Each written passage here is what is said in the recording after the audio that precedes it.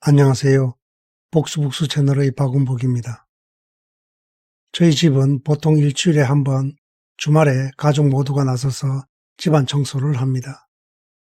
그럴 때마다 저는 안방에 있는 집사람의 화장대를 보곤 하는데 거울 앞에는 색깔별로 다양한 귀걸이들이 작은 함과 거치대에 걸려 있습니다. 그것을 볼 때 저는 아내에게 미안했던 옛 기억을 떠올리곤 합니다. 결혼 전 연애할 때였는데 한 번은 집사람이 귀걸이를 하고 싶다고 했습니다.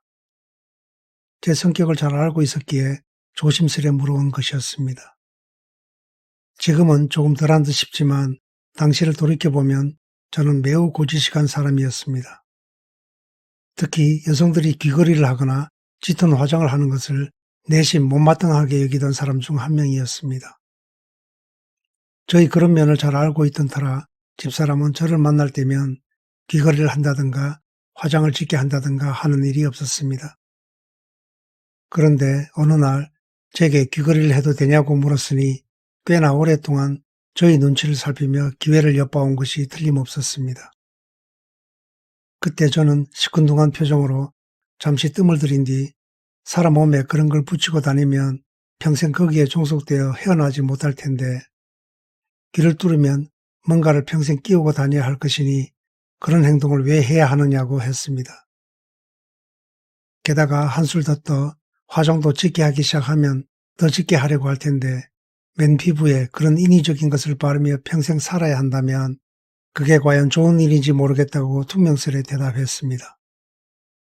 지금 같은 시대에선 별종으로 취급되어 당장 결별의 사유가 되고 또 만일 이름이 알려진 공인이라면 사회적으로 큰 이슈가 될 수도 있을 것인데 그때 아내는 아무 말이 없었습니다. 속으로 기가 찼을지도 모릅니다. 그러다가 얼마 지난 뒤 저는 귀풀을 뚫지 않고 그냥 그거는 귀치가 있으면 그걸 해보는 게 어떠냐며 한 발 물러섰습니다. 귀걸이를 사주지도 않으면서 아재 같은 말을 했으니 미안한 마음이 들었었습니다. 그 말을 들은 아내는 별다른 내색을 하지 않았지만 마음이 가벼워진 듯 했습니다. 그 이후 어느 날부터인가 아내는 귀치를 하기 시작했습니다. 지금 생각해보면 20대 초반의 나이에 얼마나 치장을 하고 싶었을까 하는 생각이 듭니다. 그때의 제 고집에 대한 미안한 마음의 표시로 해외를 다녀올 때면 가끔 귀걸이를 선물하곤 했습니다.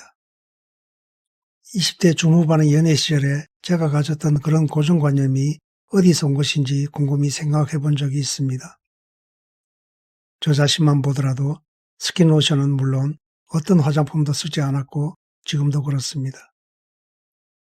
집사람이 면도 후에 바르는 스킨로션을 선물한 적이 있는데 그때 한두 번 쓰다가 그만두어드렸습니다. 이발을 마무리할 때 미용사가 머리카락에 뭘 뿌리는 것조차 거부했고 지금도 그러하니 심리학적으로 어떤 문제가 있는 건 아닐까 하는 생각도 듭니다. 일종의 결벽증일 수도 있겠다 싶습니다.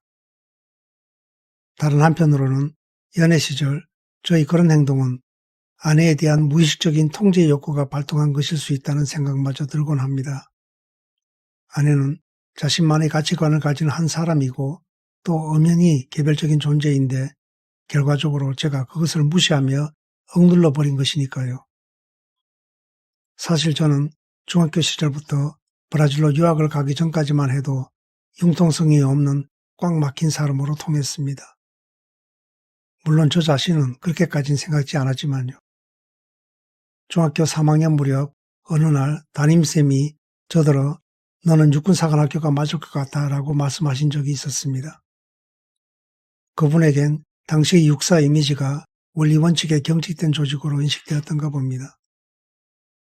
그 선생님은 일제강점기에 이어 군부 독재라는 권위주의 시대를 거치며 사셨으니 더욱 그럴만도 했을 겁니다. 저는 1979년 대학에 진학했는데 모르긴 해도 당시 사회적 환경 역시 제게 일정 부분 영향을 미쳤을 것입니다. 당시에 대학 캠퍼스에서는 체육학과 교수가 남학생들이 장발을 단속했고 또 여학생들이 무릎이 20cm 정도 올라가는 치마를 입으면 아예 학교 출입을 못하게 하기도 했었습니다. 또한 여성들이 제 목소리를 내지 못하던 남성 중심의 보수 사회였으니까 저 역시도 그런 시류에 갇혀 있었을지도 모릅니다.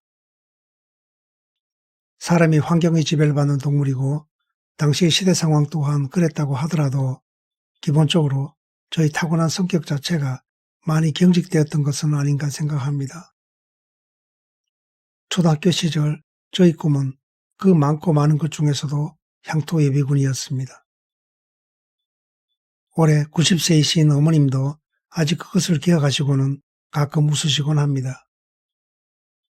당시 고향 마을에서 제복을 입고 다니는 어른은 경찰이거나 예비군밖에 없었는데 저에겐 제복을 입은 향토 예비군 아저씨가 그렇게 멋져 보일 수 없었습니다.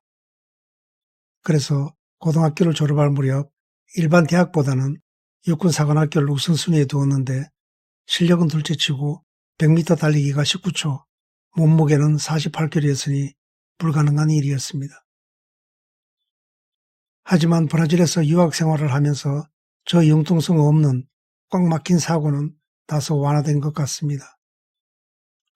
브라질은 우리와는 달리 다양한 민족이 모여 사는 혼혈 사회이고 그러다 보니 국민 각자의 생각도 다양했습니다.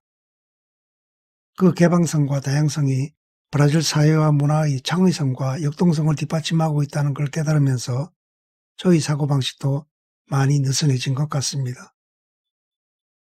그렇다고 한들 타고난 천성과 가치관이랄까 그런 것은 나이가 들수록 오히려 더 굳어지는 경향이 있어서 쉽게 바뀌지 않는 것 같습니다. 아직도 저희 생각이나 생활이 원리 원칙을 보통 이상으로 중시하는 걸 봐도 그렇습니다. 어쩌면 그것이 바로 저만의 색깔이라고 치부할 수도 있겠지만 무언가 불편하고 아쉬운 생각이 드는 것 역시 어쩔 수 없습니다. 아무튼 우리 모두는 성인이 되면서부터 자기 주장과 고집을 갖고 살아갑니다. 그리고 그것은 자연스러운 일이며 그 사람의 가치관과 정체성의 상당 부분을 구성합니다. 하지만 잊지 말아야 할 것이 있습니다. 그것은 자기의 고집이나 주장 또는 가치 판단의 기준이 과연 남들도 수긍하고 받아들일 수 있는 것인가를 늘 고민해야 한다는 것입니다. 40대에 들어서면서부터 그런 생각을 하며 나름 노력을 해왔습니다. 혼자 살아가는 세상이 아닌 만큼 남들이 받아들이기 어렵고 수긍할 수도 없는 주장이나 고집이라면 그것은 결국 아집에 불과할 것이기 때문입니다. 그것을 피하려면 남들의 입장에도 서보고 그들의 얘기를 경청해야 합니다. 그런데 이제 빈도는 제법 줄어서도 행동보다는 말이 앞서기도 하고 또 때로는 상대방의 말을 중간에 끊기까지 하니 아직 많이 멀었다고 생각합니다. 살아있는 한 꾸준히 노력해야 할 과제입니다. 오늘은 여기서 마치겠습니다. 감사합니다.